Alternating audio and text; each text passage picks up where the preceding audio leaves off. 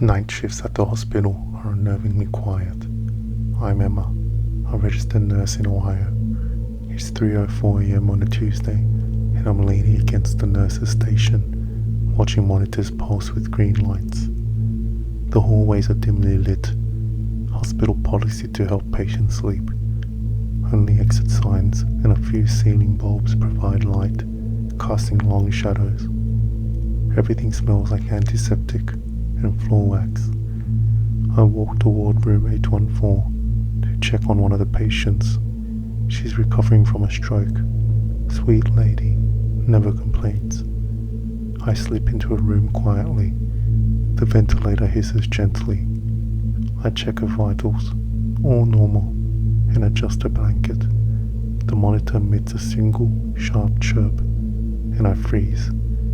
Her heart rate spikes on the screen, jumping from 68 to 142, then immediately settles back to normal. That shouldn't be possible. I checked her pulse manually. Normal and steady. She's sleeping peacefully. It must have been a monitor glitch. It happens sometimes. I step back into the hallway. That's when I see her. At the end of the corridor, barely visible in dim light, is a little girl, maybe 7 or 8, wearing a hospital gown, standing perfectly still, facing away. My heart skips a beat. Children aren't supposed to be on this floor because it's for adults' medicine. Sweetie, I called softly, walking toward her. Are you lost? The girl doesn't respond, just stands there, small and still. I walk faster. Honey, it's okay. I'm a nurse. She's gone. I stop. The hallway's empty, completely empty. I was looking right at her. I stand there, my heart racing. No doors open nearby. The stairwell is 20 feet away, and those doors are heavy and loud. Then I hear it, soft, distant. A child's laughter, high-pitched and playful, coming from deeper in the ward. I turn slowly. The pediatric wing is locked and empty. Has been for months due to renovations, but the sound is coming from that direction. I grab the flashlight from the station and walk toward the locked double doors. My hands shake as I pull out my keycard. The doors open with a soft hiss. The pediatric wing is completely dark. Plastic sheeting covers doorways. Construction equipment scattered in halls. And somewhere in that darkness, a child is giggling. Hello? My voice comes out thin. Is someone there? The giggling stops. I shine my flashlight down the hallway, illuminating empty doorways and floating dust. She's standing in a doorway 30 feet away, still facing away. Sweetie, you can't be here. This area isn't safe. She turns around. My flashlight falls and clatters to the ground. It's not a little girl. The thing is wearing a child-sized gown, shaped like a child, but its face. The features are blurred, smeared, like someone tried to erase a photograph. Where eyes should be are just dark hollows. The mouth stretches impossibly wide. It's smiling. The thing tilts its head, curious. Then it moves. Not walking, it just shifts. 1 second 30 feet away, the next 15 feet. It doesn't cross the space, just appears closer. I find the door handle and yank it open. Stumble backward, slam the doors and lock them. Through the small window, the thing is pressed against the glass, smiling. I back away on trembling legs and nearly collide with a crash cart. I go back to the nurse's station and sit heavily. My hands won't stop shaking. I pour coffee, spilling some. The rest of my shift passes in a blur. Every shadows make me jump. At 5:45 a.m., the day shift arrives. Cheryl takes one look at me. You okay, Em? You look like you've seen a ghost. I almost laughed. Just a long light, I gather my things and head to the elevator. As the doors close, I glance back. The little girl is standing at the far end of the corridor, watching. I put in my notice next week, told them I was moving for family reasons, but I couldn't stay, not after I had that experience. A year after I left, I heard from one of my co-workers that another nurse reported seeing the same girl during the night shift. She quit too, then another, and another. The hospital finally closed that building last month, said it was for structural renovations. I work night security at a corporate office tower in downtown Minneapolis. It's around 3:30 a.m. and I'm leaning on the marble counter, surrounded by empty chairs and dim lighting. The city is dark outside except for scattered street lights. Inside, the only sound is the air conditioning system. My footsteps echo on polished floors. Everything feels hollow. At night, it feels like a tomb. I grab my flashlight and security card. Time for my 4 a.m. security check. I do this every 2 hours. Walk every floor and check every door. The elevator descends to the basement. Doors open onto the parking garage. Concrete pillars and flickering fluorescents. The loading dock is at the far end. I shine my light across it. Delivery vans, stacked crates. Everything looks normal. Then I notice something strange. One of the crates has moved. When I checked at 2 a.m., it was against the wall. Now it was sitting in the middle of the floor. My stomach tightens. The crate was heavy, about 200 pounds. Someone would have needed help to drag it. But I was the only person in the building. I pushed it back against the wall, using my knees, legs, and everything I can. The scraping echoed through the garage. The 7th floor is where the server room was. I swipe my security card and step inside. Rows of computer servers blinked with tiny LEDs. Calling units hummed. One of the monitors were active. It was displaying the building's welcome video, a corporate introduction that played in the lobby during business hours. A man in a suit walks through doors, smiles, gestures. The video loops over and over. So boring. Then I started to frown because I remembered I didn't turn this on. I moved the mouse to exit. The screen flickered. The video glitched. The man's smile froze, stretching wide, his eyes going dark. Then the screen went blank. I saw my reflection staring back, looking spooked, but I tried to ignore it because I don't want the day guards to make fun of me. Then onto the 10th floor, where the executive offices were. The elevator opened onto plush carpet and expensive artwork. I walked down the hallway, checking the doors. Halfway down, I froze. One office had its light on. I didn't turn any lights on, and no one should have been here. But then everything would have made sense. The crate and the video. Someone must be staying back late tonight. I approached slowly.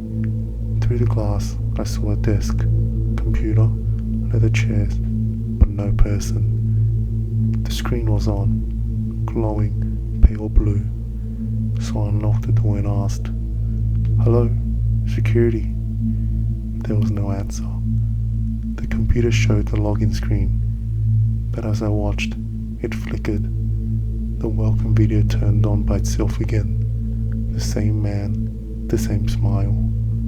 This time, his eyes followed me as I moved. I switched off the monitor and backed out fast out of the office. This wasn't right. I headed back down to the lobby, walking quickly, while the footsteps echoed. At the security desk, I grabbed the logbook and flipped through it. There was an entry I didn't recognize. 1:17 a.m. Security inspection, 5th floor. All clear. Signed, PM. I didn't write that. Someone else was here, walking these walls while I was somewhere else. I grabbed the security phone and called my boss. It rang and rang, but there was no answer. I'm standing there when the elevator across the lobby dinged. The door slided open, empty, just polished brass and the glowing floor panel. I stared at it for 10 seconds, not knowing what to do. Then while the door stayed open, it dinged again, then again, and again, getting faster each time until it just suddenly shut its door. The elevator started moving up slowly, and I could see the floor indicators lighting up as it went. Second floor, third floor, fourth floor, and it started shooting up quicker and quicker, all the way to the top floor, number 48, and it suddenly turned off. Then I heard footsteps behind me, slow, steady, getting closer. I spin around, raising my flashlight. The lobby was empty, but in the polished marble floor, I saw a reflection, a shadow moving, walking toward me. When I looked up, there was nothing there, just a shadow, moving independently, getting closer. I run, slam through the front doors onto the sidewalk, gasping. I look up at the tower. All the lights were flickering, but on the 8th floor, in one window, I could see the silhouette of a man in a suit with no face, standing perfectly still. I called in sick the next day and quit the day after. I couldn't go back after that. My friends still make fun of me till this day, but I know what I saw. I'm standing under the flickering neon sign outside the 24/7 mart, finishing the last drag of my cigarette. It's just past midnight, and the summer air is thick and warm. The only sounds are the hum of refrigerators inside and distant traffic on the highway. I flick the cigarette into the darkness and head back inside. The fluorescent lights are harsh and unforgiving. I've worked graveyard shift here for 6 months, and I still haven't gotten used to how empty everything feels between midnight and 6 a.m. The shelves are half stocked, the floor scuffed from years of traffic. Everything smells like stale coffee, and that distinctive convenience store smell I can't describe. This is a dead zone, 2 to 4 a.m, when almost no one comes in, when time stops moving forward. I go through my checklist mechanically, restock the cooler, wipe the pumps. The store radio plays soft rock through dying speakers, crackling with static every few minutes. I'm halfway down aisle 3, straightening chip bags when I see it. A plastic action figure lying face down on the tile floor. I stop, stare. The toy wasn't there 5 minutes ago. I just walked this aisle. My heart beats faster. I crouch and pick it up. It's warm, like someone just held it, but no one has come in for over an hour. That's when the radio static suddenly gets louder, much louder. Then through the hiss and crackle, I hear it, a voice, whispering, "Help me." I drop the bag of chips. It hits the floor with a loud crunch. The voice was clear, too clear, coming through the static like someone was transmitting directly to me. "Hello?" I whisper into the empty store. The static cuts out, just silence and the hum of refrigerators. I grab the walkie-talkie from my belt with shaking hands. "This is Mia. Is someone there?" Nothing but dead air. That's when I notice a stockroom door. I left it propped open earlier because the lock sticks. Now it's closed. The crate is pushed aside, and I didn't close it. I back toward the front counter, eyes locked on that door, half expecting it to swing open. I push through the front door into the night air. Lightning flickers across the sky, thunder rumbles. I shine my phone's flashlight around the parking lot. Empty. The gas pump stands silent. I walk around the building, checking corners, the dumpster, the alley. Nothing. No one. "Hello?" I call out. "Is someone there?" Only my echo answers. The walkie-talkie crackles to life at my hip. I nearly drop my phone. The voice comes through clearer now. Desperate, terrified, female. Please, help me. Please. I stare down at the walkie-talkie because I recognize that voice now. It's mine, my own voice, begging for help. I stumble backward. That's impossible. The voice comes again, sobbing, breaking with static. He's coming. Oh God, he's... Then silence. My phone buzzes. A text from an unknown number. Turn around. Every hair on my body stands up. I don't want to turn around. Every instinct screams at me not to, but I do. The stockroom door is wide open, and in the darkness beyond, there's a shape. Tall, human-shaped, but wrong. Just standing in the shadows, watching me. The shape moves, steps into the light. It looks like a man, late 30s, wearing jeans and a dark hoodie. His face is blank, no expressions, but his edges blur slightly, like I'm looking at him through water. He raises a walkie-talkie to his lips. His voice comes through mine. I've been waiting for you. I scream and run to my car. I drive home and call the police from my apartment, hysterically, telling them someone's in the store. They search it top to bottom, find nothing, no one, no signs of break-in. The security footage shows me working alone all night, shows me walking through aisles by myself, shows me running out the front door, terrified of nothing, but it also shows something else. At 2:47 a.m, the stockroom door opens by itself. Something moves in the darkness beyond, but the camera can't quite catch it. Just a blur, a distortion in the air. In my walkie-talkie, they found it on the counter. When they checked the recordings, it had captured my voice, hours of my voice. But layered underneath was something else, a man's voice, whispering, repeating the same phrase over and over. I've been waiting, I've been waiting, I've been waiting.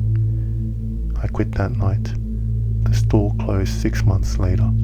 The new owner said customers complained about voices coming through the speakers, about seeing someone in the stockroom who vanished when they looked directly at him, about feeling watched during the graveyard shift,